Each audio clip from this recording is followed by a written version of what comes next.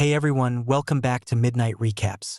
Tonight's recap is Alien, Romulus, 2024.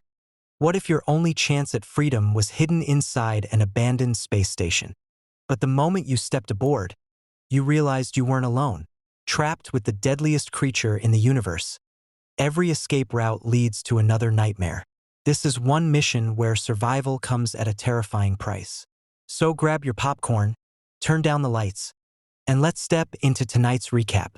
The film begins in deep space, where the shattered remains of the USCSS Nostromo drift silently after the events of the first Alien story. A Weyland-Yutani recovery team locates what is left of the famous xenomorph and transports it to one of the company's research stations for further study. We then move to Jackson Star, a harsh mining colony where we meet Rain Carradine, an orphan who spends her days working endless shifts in the mines. Her closest companion is Andy, an older synthetic android that Rain considers her brother. Although Andy has several malfunctions, Rain has never abandoned him. Hoping for a better future, Rain asks the colony administrators to release her from her mining contract so she can leave the planet. Instead, they inform her that her contract has actually been extended for another 6 years, leaving her with almost no chance of escaping. Not long afterward, Rain finds Andy being bullied by a group of local troublemakers who damage his systems. After repairing him herself, Rain receives a message from her former boyfriend Tyler, asking her to meet him for an important opportunity.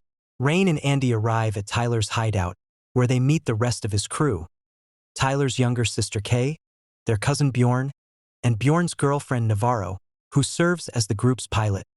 Tyler explains that an abandoned Weyland-Yutani research station is floating in orbit nearby.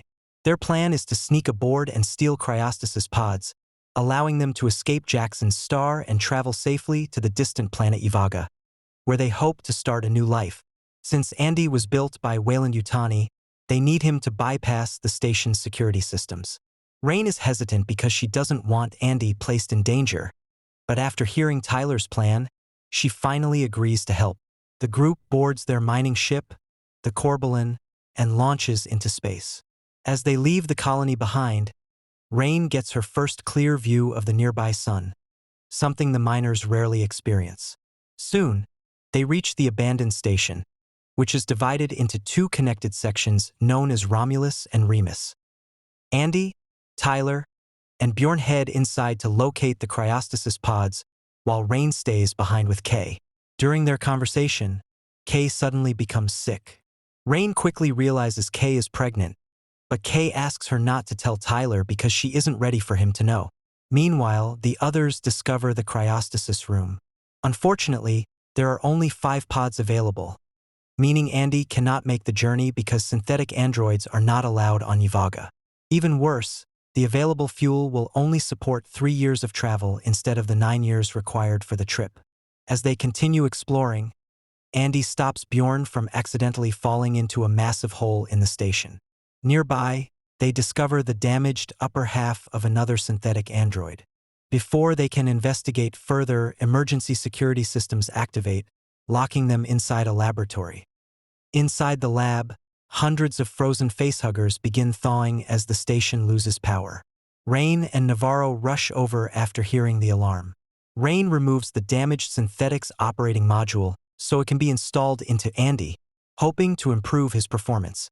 Once Andy finishes rebooting, the facehuggers suddenly burst free and begin attacking the group. Andy reacts quickly, saving Tyler from one of the creatures while everyone races toward the exit. The crew barely manages to seal the laboratory door behind them, but one facehugger successfully attaches itself to Navarro's face before the door closes. The group desperately searches for a way to save her. At the same time, Andy's new operating module completely changes his personality. He becomes far more intelligent but also much more loyal to Weyland-Yutani and its corporate objectives. To understand what is happening, the crew reconnects the damaged synthetic they found earlier. The android introduces himself as Rook. Rook explains that the station was studying the xenomorph recovered from the Nostromo.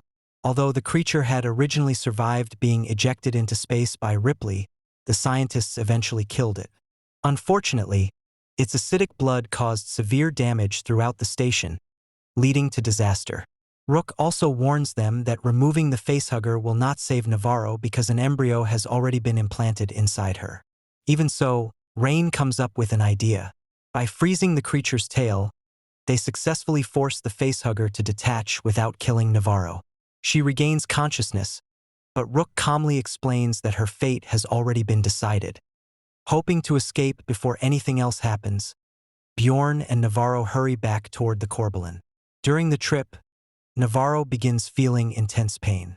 Using an X-ray scanner, she discovers that a chestburster has already formed inside her chest. Moments later, the creature bursts out, killing Navarro instantly while Kay watches in horror. As Navarro dies, her body accidentally activates one of the ship's controls, causing the Corbelan to crash into the station's hangar. The collision knocks the entire Romulus station off course, sending it directly toward Jackson's star's asteroid belt, leaving less than an hour before total destruction. Rain and Tyler continue toward the hangar while Andy remains with Rook. Rook reminds Andy that his primary duty is to protect Weyland-Yutani's research rather than the humans. Meanwhile, Rain and Tyler move through the dark station while raising the temperature around them, hoping the xenomorphs will have a harder time detecting their body heat. Elsewhere, Kay and Bjorn try reaching safety on their own. They encounter the fully grown xenomorph that emerged from Navarro. Bjorn attacks it with an electric cattle prod, but the creature's acidic blood splashes onto him.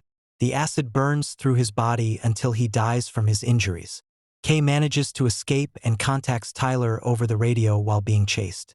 She reaches a secured door where Rain and Tyler are waiting, but Andy refuses to open it because he knows the xenomorph is using Kay to reach the others.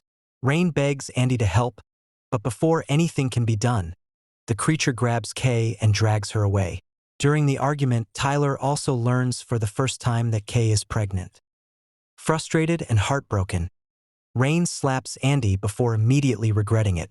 Andy then takes Rain and Tyler into the station's laboratory.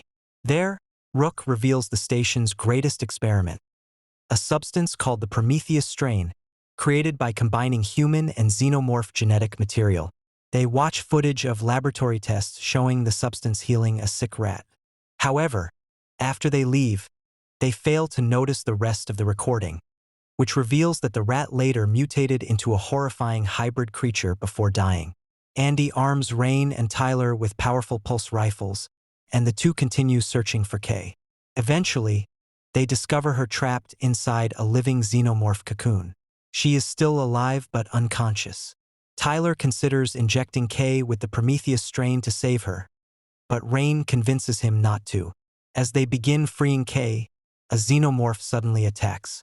Its tail impales Tyler before the creature finishes him with its inner jaw, killing him instantly. Rain helps Kay escape while returning to rescue Andy. Left alone, Kay secretly injects herself with the Prometheus strain, hoping it will protect both herself and her unborn child.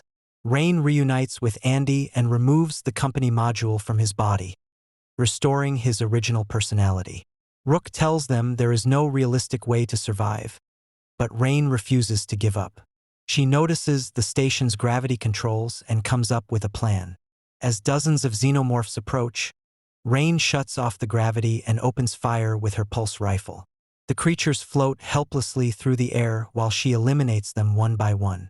Their acidic blood spreads everywhere, creating another dangerous obstacle. But Rain carefully uses the rifle's recoil to push herself away from the floating acid. After reaching the elevator, gravity suddenly returns, causing Rain to fall. The surviving xenomorph catches her with its tail before Andy arrives just in time. Using Tyler's rifle, Andy kills the creature while repeating the famous line, "Get away from her, you bitch!" Rain and Andy reunite with Kay aboard the Corbelan just before the Romulus station crashes into the asteroid belt, destroying both the station and Rook forever. The survivors finally leave Jackson's star behind and begin their journey toward Yuvaga. Rain places Kay inside a cryostasis pod, but before the process finishes, Kay's condition rapidly worsens. The Prometheus strain has completely altered her pregnancy. Her stomach expands rapidly before she gives birth to a strange egg-like sac. Rain removes the egg, but its acidic fluids cause it to fall beneath the floor. When she returns only moments later, the newborn creature has already grown into a towering human xenomorph hybrid resembling the engineers. The creature feeds on Kay, killing her, before severely damaging Andy. Putting on a spacesuit, Rain activates the emergency cargo separation system because the damaged ship is now being pulled toward the asteroid belt.